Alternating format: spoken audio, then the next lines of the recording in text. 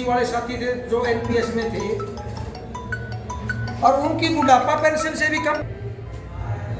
उनकी बड़ी बढ़िया कथनी थी, बोला यार ये है नहीं, ये तो सारे हैं पुरानी पेंशन में यूनियन वाले, ये रिटायर हुआ है तो 20-25 लाख मसा मिला है, और हमें रिटायर हुआ नहीं, हमें तो करोड़ों रुपए लेके जावांगे, हमें तो इनका तो या टेंशन पैदा हो रही है, जरूरत पैदा हो रही है, मतलब उनका दिमाग में ये भर दिया है सरकार।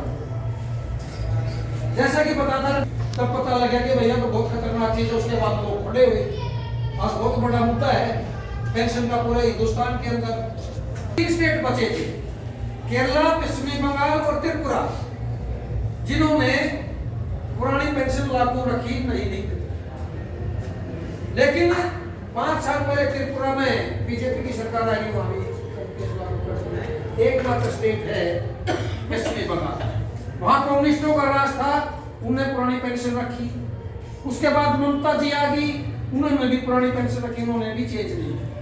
फिर केरला के अंदर जो ही लेफ्ट की सरकार बड़ी, कांग्रेस की सरकार आई, वो पेंशन को कई राज्य लागू कर रहे, लेकिन वो भी अध खबड़ी है, वो लागू नहीं कर पा रहे, क्योंकि पीएफआरडी जो 2013 में लागू हुआ, उसके बाद जैसे 3 कृषि के काले कानून हमारे बीच में आए थे, और मोदी ने लोकसभा के अंदर घुटने टेके वो वापिस लिए थे, उसी तरह ये कानून भी वहां से वापिस हो सकता है, उतना नहीं। अब जिन राज्यों ने पुरानी पेंशन लागू कर दी, मोदी ने तो साफ इनकार कर दिया, भाई पीएफआरडी बिल में जो पैसा जमा मैं तो उठा नहीं दूंगा। मर गया कर्मचारी, राज्य सरकार ने तो लागू कर दी, जिसका 15 साल पैसा उसमें जमा है, वो अब ओल्ड पेंशन में जावा तो मर गया, वो पहले का सारा जमा उसका गया, मतलब वो तो बिया कुत्ता घर का घाट का। उसी तरह अब बड़े साजबाज दिखा के ने आप जो काली शिक्षा नीति को पढ़ोगे ना, यूं सोचो यार ये तो बहुत बढ़िया, वो एनपीएस की तरह हमारी कमर खोदने की तैयारी कर ली पूरी।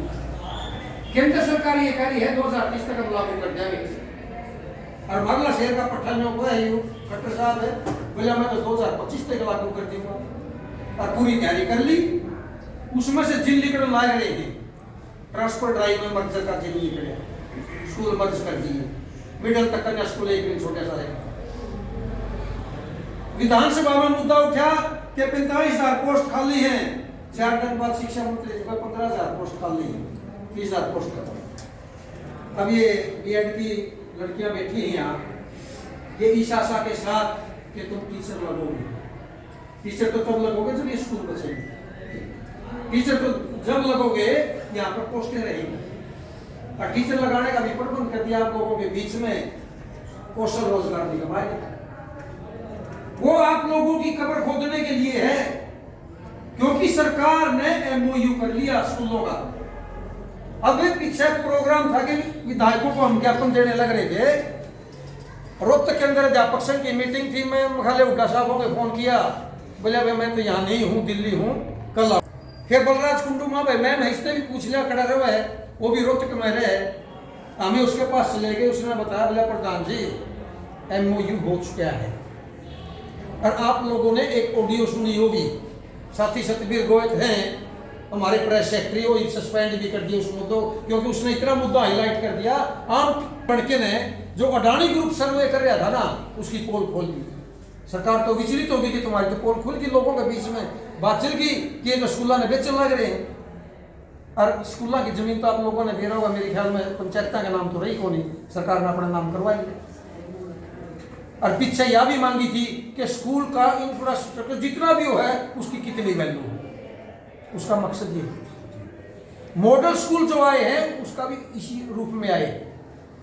और चिराग योजना आप लोगों के बीच में ले दी, चिराग बुझाने आने वाले बच्चे बैठे खातर नौकरी थोड़ी, बोले सरकारी स्कूल में पढ़ोगे तो फीस लगेगी, प्राइवेट में पढ़ोगे फिर छोटे प्राइवेट स्कूल भी नहीं रहने, ये सारे अडानी के हवाले करने ही। मगर आप लोगों का जमीर जिंदा है कि हमने अपना भी जीवन बचाना, हरियाणा वाले जो बच्चे बैठे हैं नहीं, इनके लिए भी रोजगार बचा के रखने हैं, तो आप लोगों ने, लेकिन ये एक तीर से 2 निशाने कर रहे।